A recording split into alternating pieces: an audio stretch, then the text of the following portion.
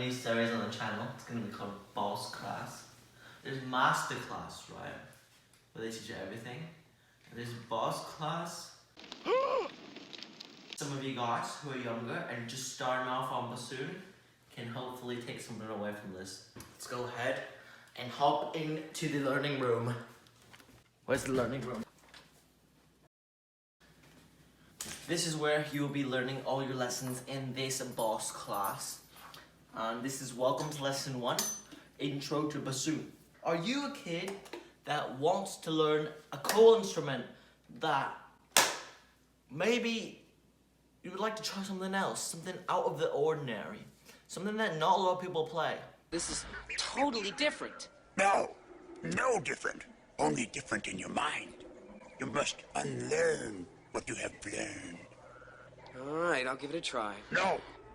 Well, I certainly did, and that is why I chose the bassoon. Bassoon is a very, very tall instrument, so it's like, how tall am I? I'm like, how much is this? It's like 4 feet tall. Is this 4 feet? No, it's not. It is quite a large instrument. The reason why a lot of people don't play is price, guys. Price and difficulty level. If you want to play the bassoon, definitely I would suggest you at least try it first.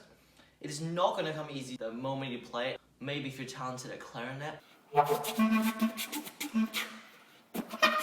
Some of the fingerings do actually carry over from clarinet for like 1 octave. This instrument is wired quite weirdly. If you can take a look right here, this top joint, you can see that this hole is pointing down into the bassoon this way. And this hole is pointing down into the bassoon this way. So the holes are going different directions, and there's buttons that lead all over the bassoon. For example, this button right here pushes something all the way up here. So that is a really large key. If you press this key right here, it's over here. If you press this B flat key, I think it wires something else over here. Bassoon, very unpredictable instrument. The sound also varies by season. The reed is a double reed. If you have not seen one of these, you can see it is 2 reeds placed on top of one another, bounded by this fancy string. Get them in a bunch of different colors because it looks cooler that way. And unlike a clarinet, it's not a mouthpiece, so it's not 1 reed on top of a plastic. This will vibrate a lot more because it's 2 reeds and it's vibrating your whole mouth, so your mouth will get really sore. So guys, let's hop right into it.